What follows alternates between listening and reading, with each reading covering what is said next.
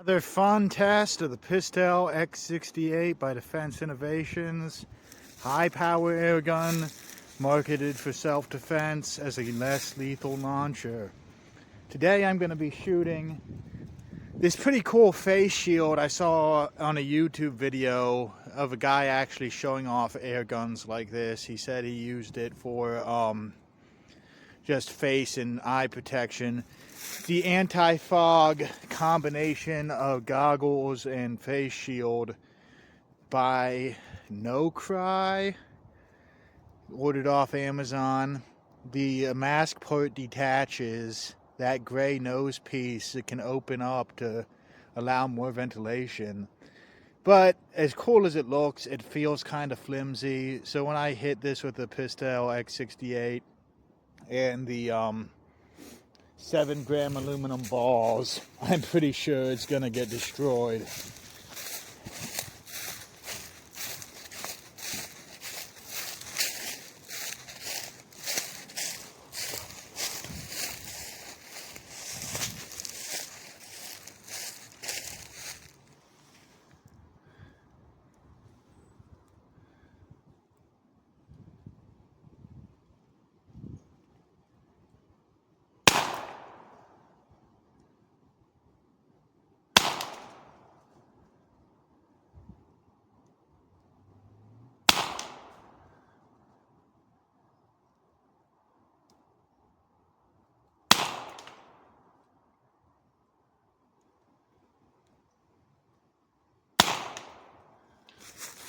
Am I even hitting it?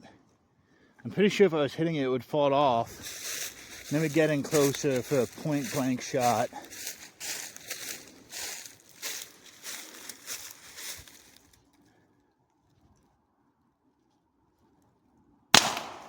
Yep, that took the face shield right off. The pieces fell apart, but the shield itself only appears to get dented. Honestly, a bit impressive. A little dent, I figured it would have shattered. Let's see if I can hit this pair of goggles. Because the goggles are the important part. You know, I can live with a bruise on my cheek. I could even live with a chipped tooth. Eye protection, that is the stuff I don't want to mess with.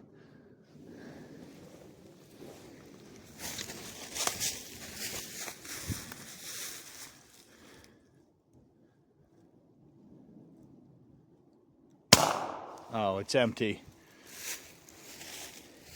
Okay, well, I'll clip this video here and then reload to test out the goggles. And I'll see if I can reassemble that face mask. My second test of the Pistelle X-68 against the NoCry face shield. I was able to kind of reattach the face mask and nose piece, but, you know, it was a real crapshoot. And it doesn't really fit together all that securely, so I might need to use some hand tools like, I don't know, pliers or something to fit it back into place. So, mainly want to do is see what would a close range shot from the Pistelle X-68 do to those eye safety goggles. Because, as far as I'm concerned, the worst thing you can do is lose an eye. Shoot your eye out, kid.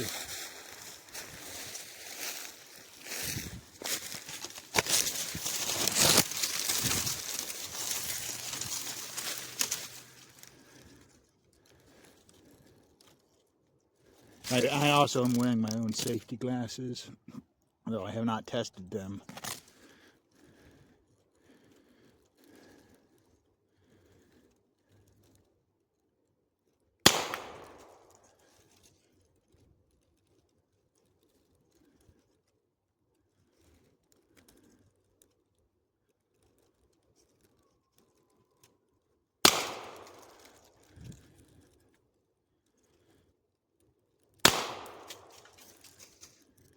The nose piece flew out again.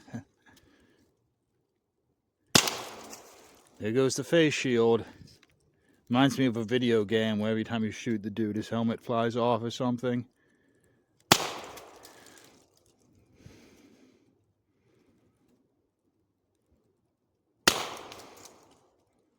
Those goggles look like they're holding up though. Okay, there we go. Empty. I think you can load 7, 6 in the magazine and then 1 in the chamber or whatever, but I only loaded 6.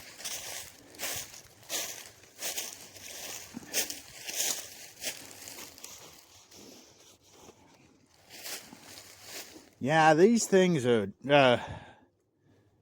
not so much as a scratch, it looks like. Looks like they weren't messing around with the safety goggles. The face mask, that's like a gimmick. You know, it looks cool, but it's not really like the thing. You know, it doesn't break, but if it flies off your face, I mean, I imagine that's going to be painful itself and also obviously not protective. So, this Pistelle X-68. I've had a bit more luck with the Crosman CO2 cans, which, I mean, as far as I can tell, appear identical to the Umarex ones, except instead of Umarex, they say Crosman and then have like the little bullseye logo. But I don't know, maybe it's just a placebo effect, but it feels like they activate more reliably to me when I add some of the Crosman Pell Gun oil, like just a dab of it on the neck of the CO2 can. Now, let's see if we can find a squirrel. So when I activated my last CO2 can, actually it was 2 cans ago, so the one before the one I just put in. I think I blew the O-ring because the gas sound that normally happens when you hit the cap and it pressurizes, instead of that quick sound, instead of maybe a whiz of gas releasing from the bottom by the cap, it was much longer. And it sounded like air was also coming out the front. And even though this is pressurized and loaded, pull the trigger, nothing.